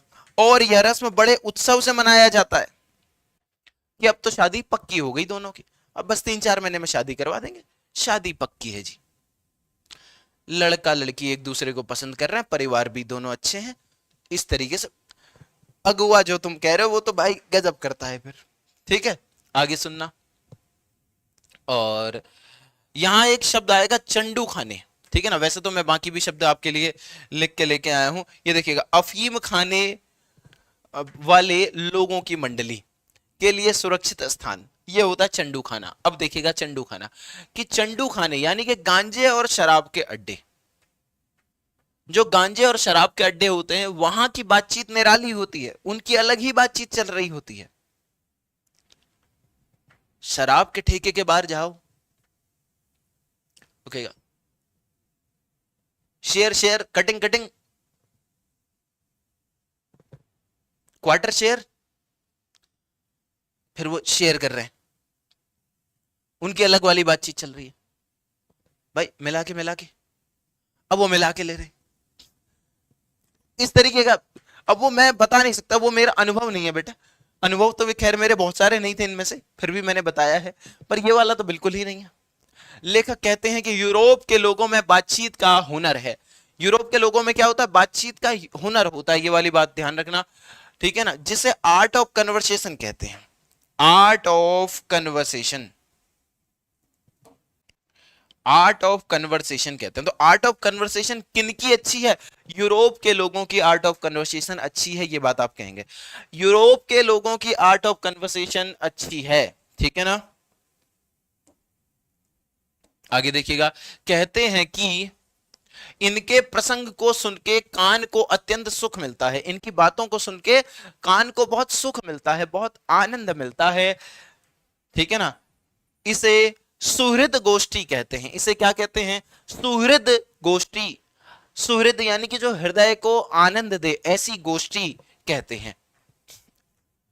आगे देखिएगा, 25 वर्ष से ऊपर के उम्र वालों की बातचीत में गौरव और अनुभव पाया जाता है। जो 25 वर्ष से ऊपर के होते हैं उनकी बातचीत में गौरव, अनुभव, ऐसी चीजें होती हैं। क्योंकि वो कहते हैं हमने इतनी दिवाली देख ली, हमने इतनी होली देख ली, हम अनुभवी हैं, इस तरीके से वो अपने गिना रहा होता है कि मैंने इतना कमा लिया, ये घर बना लिया, ऐसा, ठीक है जी। लेकिन इससे कम उम्र के लोगों की बातचीत में गौरव नहीं पाया जाता। इससे कम उम्र के जो बच्चे, जो लोग होते हैं, उनमें गौरव नहीं होता, कि मतलब बहुत प्रतिष्ठा वाली, वो ज्यादा उस पर वैल्यू रखते नहीं है, मस्त रहते हैं। पर मिठास 10 गुनी बढ़ जाती है। पर जो छोटे होते हैं ना, 25 से छोटे, पर मिठास उनकी बातों में 10 गुना बढ़ जाती है जी। ये बात यहां कही गई है। आगे देखिएगा, अंततः बालकृष्ण भट्ट कहते हैं कि हमें अपने अंदर ऐसी शक्ति पैदा करनी चाहिए जिससे हम अपने आप बातचीत कर लें। बातचीत का यही उत्तम तरीका है। ये वाली बात फिर से महत्वपूर्ण है, देखिएगा कि हम अपने आप से बातचीत कर लें, बातचीत का यही उत्तम तरीका है। बातचीत का सबसे उत्तम तरीका क्या है?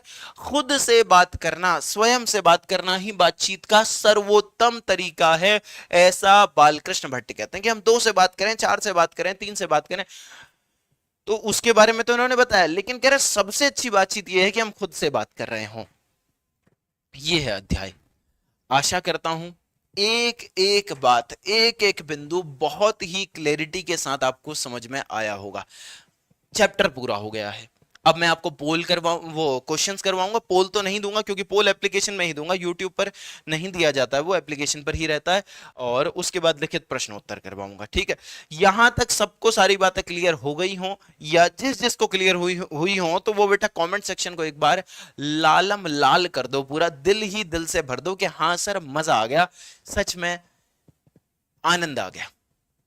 कमेंट सेक्शन एकदम लालम लाल हो जाए, एकदम लाल जी।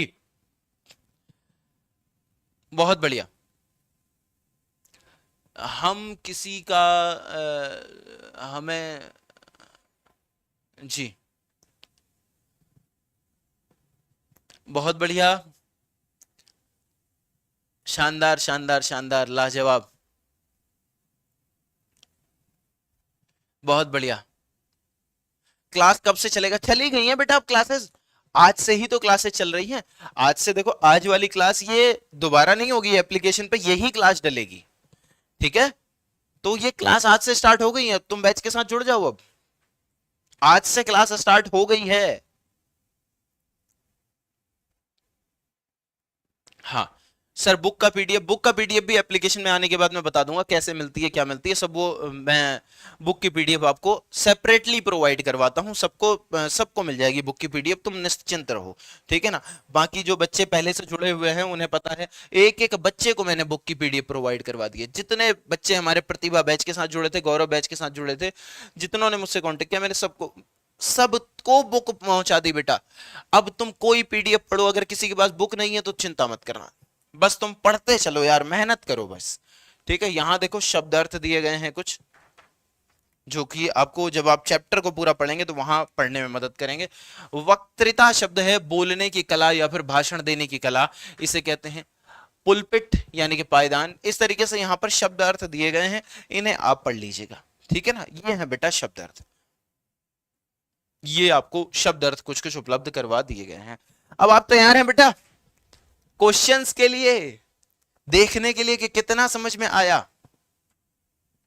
आइए, पहला प्रश्न आप सभी के समक्ष है कि बालकृष्ण भट्ट की रचना बातचीत क्या है? एकांकी है, कहानी है, यात्रा संस्मरण है, या फिर ललित निबंध है? बोलिएगा क्या है बेटा ये? एक घूंट पानी पी लूं, आप लोग उत्तर दीजिए।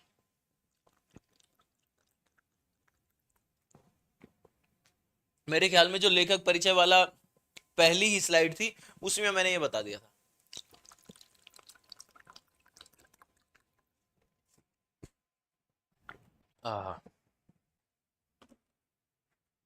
देखो,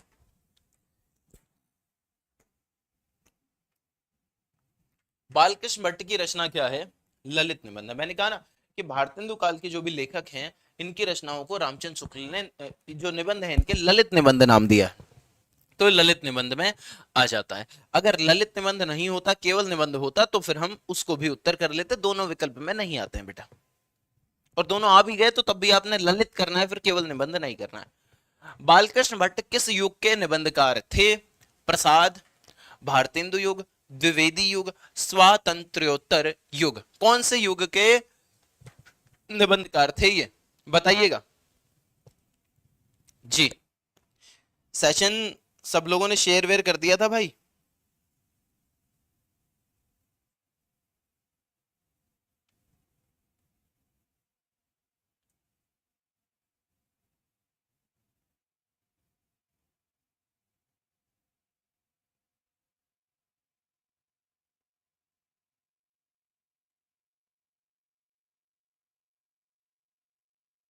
जी,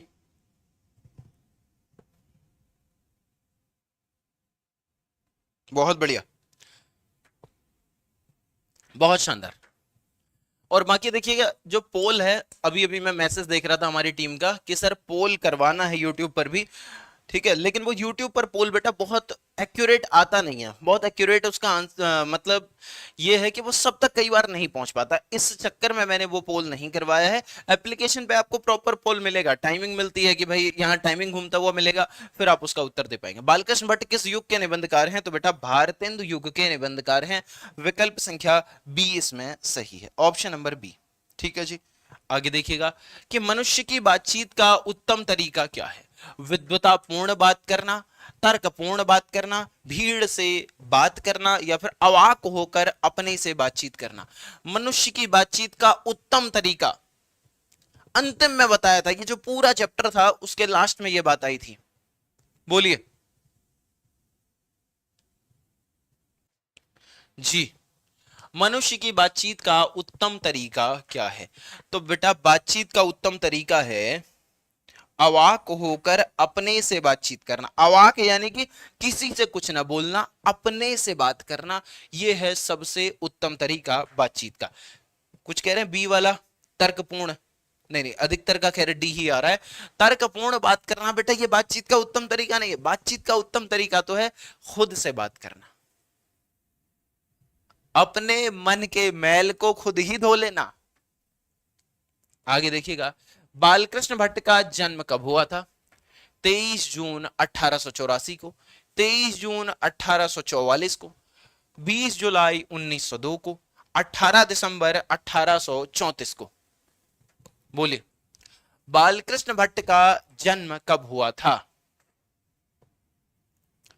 तो बेटा बालकृष्ण भट्ट के जन्म की जब हम बात करें, बालकृष्ण भट्ट जी का जन्म हुआ था 1844 में, 23 जून 1844। विकल्प संख्या बी इसमें सही है, ऑप्शन नंबर बी बेटा। तो तहलका कर रहे होगे, ऐसा हो जाना चाहिए कि दरिया तेरी खैर नहीं, बूंदों ने बगावत कर ली है, नादान न समझ बुज़दिल इनको लहरों ने बगावत कर ली है। हम परवाने हैं मौत समा मरने का, किसको खौफ यहां, रे तलवार तुझे झुकना होगा, गर्दन ने बगावत कर ली है। इसी बगावती तेवर के साथ मेहनत कर लो बेटा, 6 महीने मैं कसम से कह रहा हूं 90% से ऊपर तो सब लेके आओगे। केवल हिंदी की बात नहीं कर रहा हूं, सारे सब्जेक्ट की। हिंदी में तो बेटा 95 प्लस तो मैं दिलाऊंगा, बस मेरे साथ चलते चलो। कौन सी रचना बालकृष्ण भट्ट की नहीं है? नूतन ब्रह्मचारी, सौ जान एक सुजान, सद्भाव का अभाव, या फिर परीक्षा गुरु। बालकृष्ण भट्ट की रचना कौन सी नहीं है? परीक्षा गुरु नहीं है बेटा, ये लाला श्रीनिवास दास जी की रचना है परीक्षा गुरु। किसकी है ये? लाला श्रीनिवास दास, इनका ये उपन्यास है। बाकी नूतन ब्रह्मचारी, सौ जान एक सुजान और सद्भाव का अभाव, ये इन्हीं की रचनाएं हैं, बालकृष्ण भट्ट जी की। आगे देखिएगा, कौन सी रचना बालकृष्ण भट्ट की है?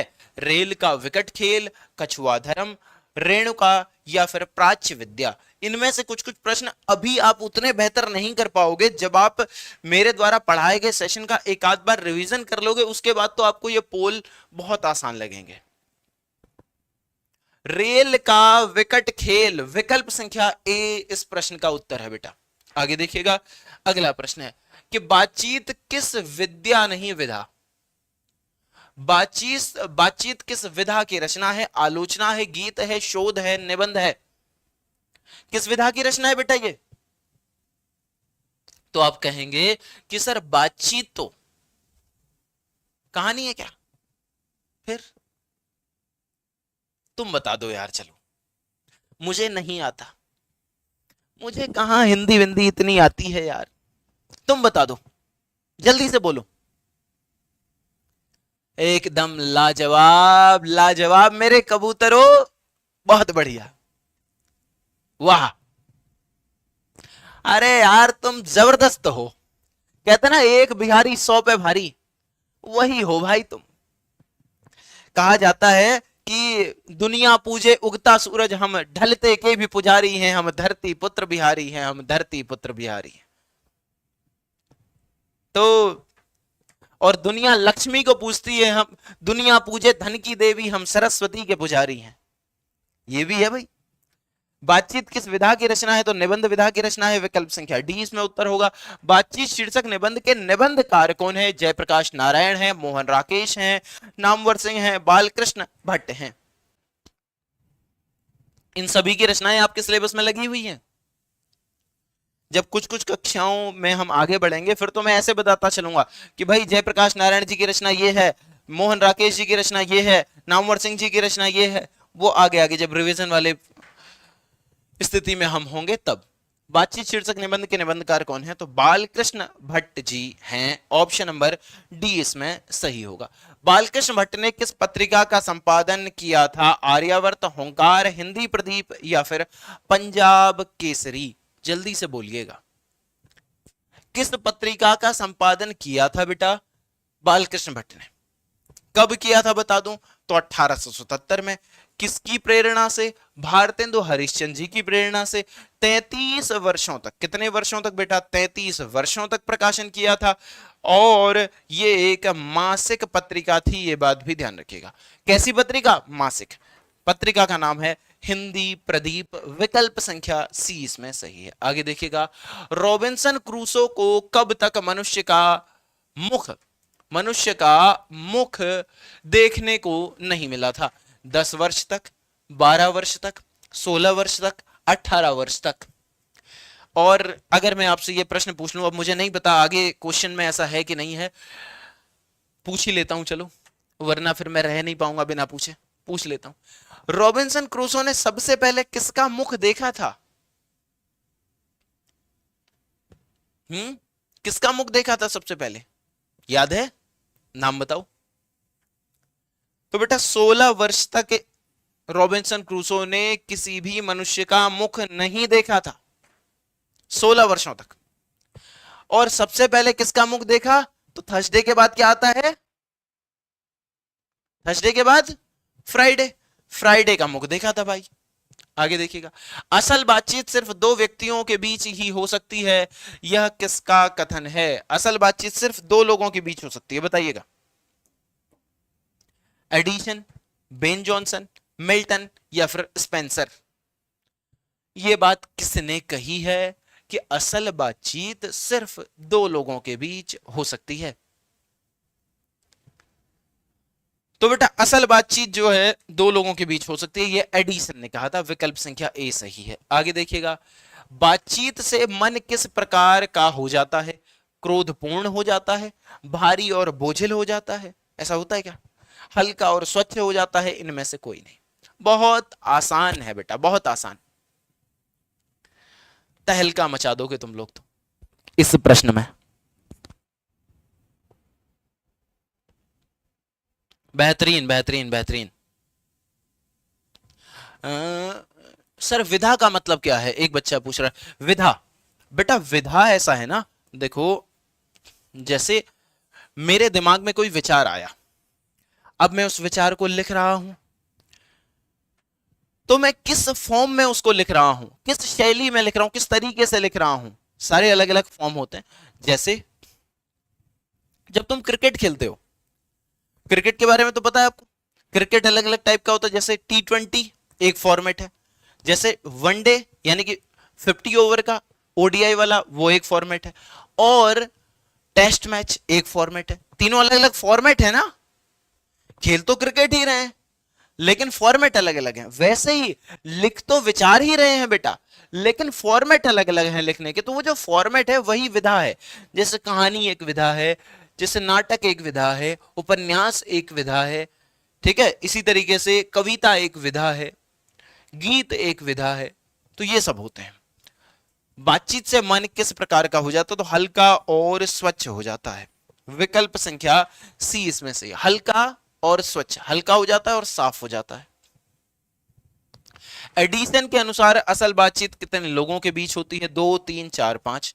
एडिशन के अनुसार असल बातचीत कितने लोगों के बीच होती है? बोलिएगा जल्दी से।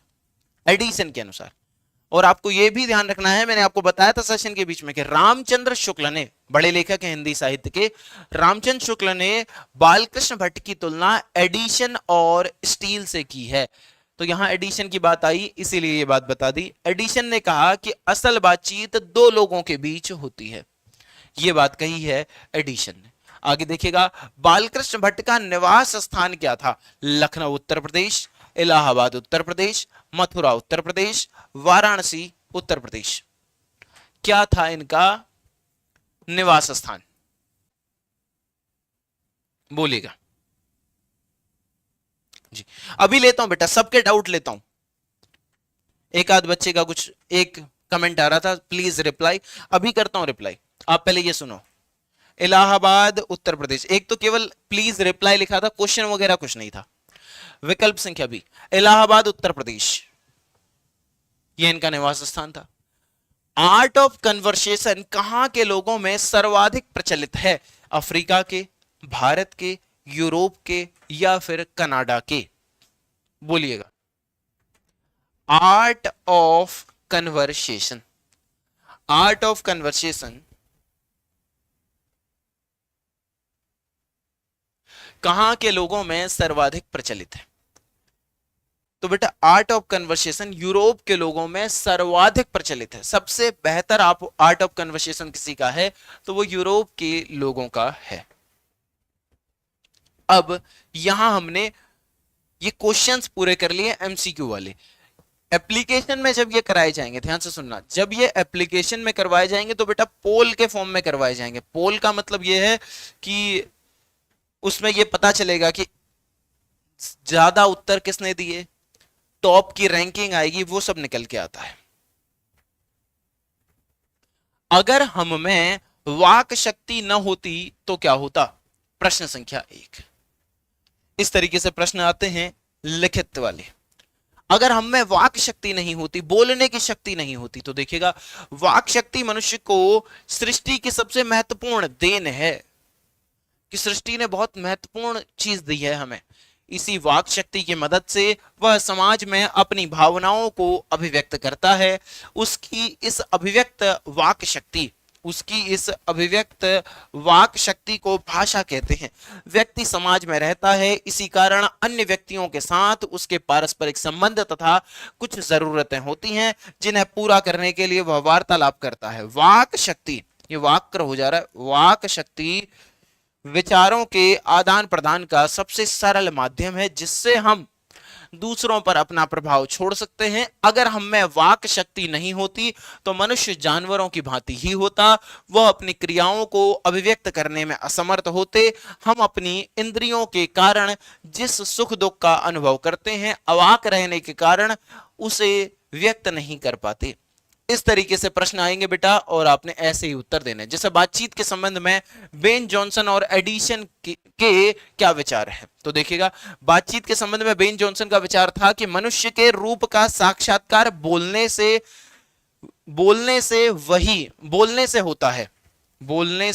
होता है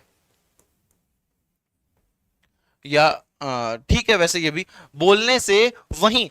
एडिशन का मत है कि वस्तुतः बातचीत सिर्फ दो व्यक्तियों के मध्य ही हो सकती है। बोलने से होता है कर लेते हैं इसे, बोलने से होता है वहीं एडिशन का मत क्या है? एडिशन का मत क्या है कि वस्तुतः बातचीत सिर्फ दो व्यक्तियों के मध्य ही हो सकती है, अर्थात जहां दो आदमी होते हैं वहीं वे अपनी भावनाओं को एक दूसरे के सामने व्यक्त कर पाते हैं। आर्ट ऑफ कन्वर्सेशन क्या है, ऐसा प्रश्न आ सकता है। किसका आर्ट ऑफ कन्वर्सेशन अच्छा है बेटा? यूरोप के लोगों का। ध्यान से सुनना, आर्ट ऑफ कन्वर्सेशन का अभिप्राय है बोलने की कला अथवा बात करने की कुशलता। वर्तमान में इसका बहुत अधिक प्रचलन हो गया है। इस कारण लोगों द्वारा सहज वार्तालाप न करके बातचीत में कृत्रिमता का प्रयोग अधिकाधिक किया जाता है, बनावटीपन का प्रयोग अधिकाधिक किया जाता है, इस तरीके से। ठीक है ना? और भी है बेटा प्रश्नोत्तर, इनको आप पढ़ लेंगे। ठीक है, ये आसान से प्रश्नोत्तर है। चैप्टर मैंने पूरा आपको समझा दिया है, तो ये आप कर पाएंगे। इसी तरीके से आपकी परीक्षा में व्याख्या करें ऐसे प्रश्न भी आते हैं। तो जैसे ये है कि हमारी भीतरी मनोवृत्ति प्रतिक्षण नए नए रंग दिखाया करती है, वह प्रपंचात्मक संसार का एक बड़ा भारी आईना है, इसमें जैसी चाहो वैसी सूरत देख लेना कोई दुर्घट बात नहीं है। कोई दुर्लभ होना चाहिए शायद, देख लेना इसको। सच है जब तक मनुष्य बोलता नहीं तब तक उसका गुण दोष प्रकट नहीं होता। तो इस तरीके से इन्हें करना होता है। यहां इनकी व्याख्या दी हुई है, इन्हें आप पढ़ लेंगे। ठीक है जी, और ये चैप्टर यहां पर पूर्ण होता है।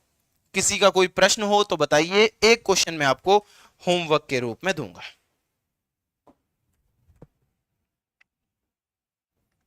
PWHW रहेगा। कमेंट सेक्शन में यही लिख के आप लोगों ने उत्तर देना है। ठीक है जी,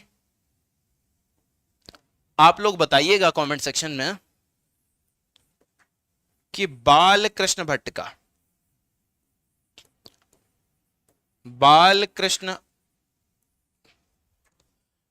का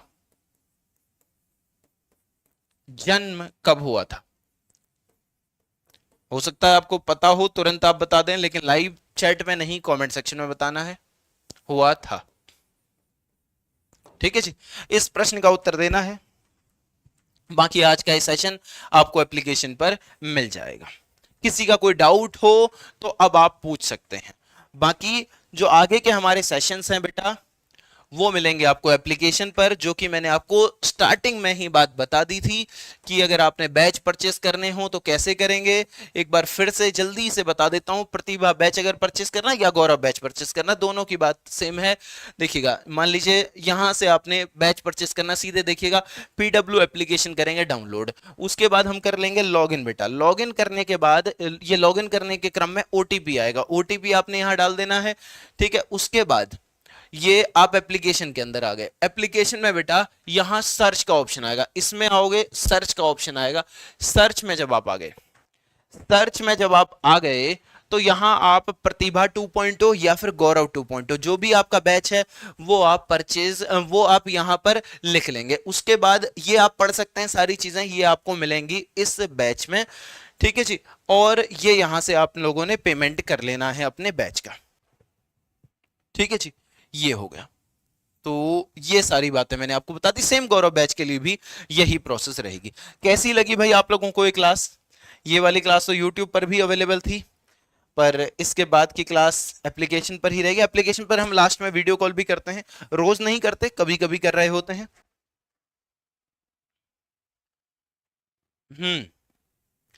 सर कब क्लास एंड हुआ पता ही नहीं चला, लव यू सर, थोड़ा टाइम ले लिया मैच करने में, फर्स्ट टाइम पढ़ रहा था ऐसा कुछ, पर अच्छा लगा ना, बस दिल खुश हो गया ना, यही चीज होनी चाहिए।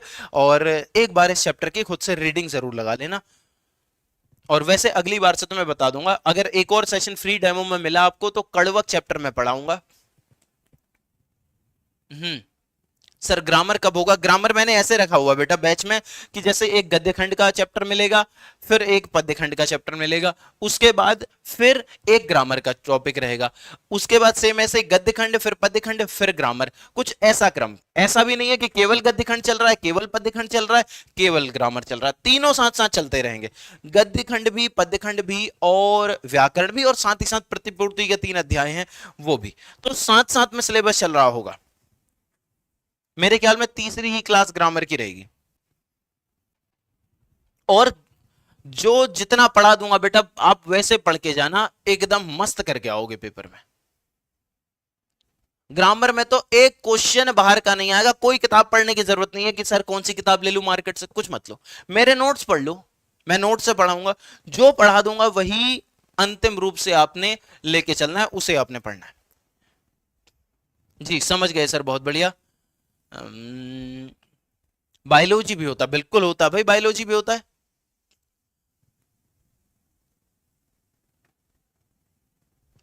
जी भारतेंदु हरिश्चंद्र कौन है? भारतेंदु हरिश्चंद्र बेटा हिंदी साहित्य के और हिंदी भाषा के पुरोधा व्यक्ति हैं।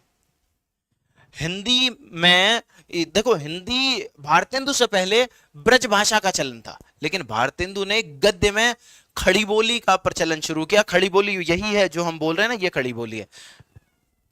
तो भारतेंदु बहुत महत्वपूर्ण व्यक्ति थे। हम्म। अगर सेशन पसंद आया हो, अब तक मैंने नहीं कहा पूरे सेशन में, अब कह रहा हूं, अगर सेशन पसंद आया हो तो सेशन को लाइक कर देना बेटा, और एक प्यारा सा कमेंट करके जाना, बताना कि सचमुच आपको क्लास कैसी लगी। ईमानदारी से बड़ा सा कमेंट लिख सकते हो, मुझे बहुत अच्छा लगेगा पढ़ने में, ठीक है ना। ऐसा पैराग्राफ सा लिख दो, कोई दिक्कत नहीं, तुम लिखो, लेकिन मुझे बहुत अच्छा लगेगा वो कमेंट पढ़ के कि जो मैंने मेहनत की वो मेरी मेहनत बच्चों को अच्छी लगी, या खराब लगी तो खराब बताइएगा, अच्छी लगी तो अच्छी बताइएगा। कमेंट सेक्शन को एकदम प्यार से भर दीजिएगा कि क्लास आपको कैसी लगी, ठीक है ना। और बहुत जल्दी फिर हम लोग एप्लीकेशन पर मिलते ही हैं, लगातार जुड़े रहेंगे। और बेटा ये बात फिर से कहूंगा, केवल गौरव बैच, गौरव 2.0 या फिर प्रतिभा 2.0 बिहार बोर्ड के दोनों ही बैचेस लेने से केवल आपका मार्क्स बेहतर नहीं हो जाएगा, आपको भी मेहनत करनी होगी। जैसे जैसे हम बताएंगे ना सारे शिक्षक, वैसे आपको मेहनत करनी होगी। अगर आप मेहनत कर ले गए तो समझो अभी भी समय है, आप अच्छे अंक ला सकते हैं आपकी परीक्षा में, ठीक है जी। मैं लेता हूं आप सभी से विदा।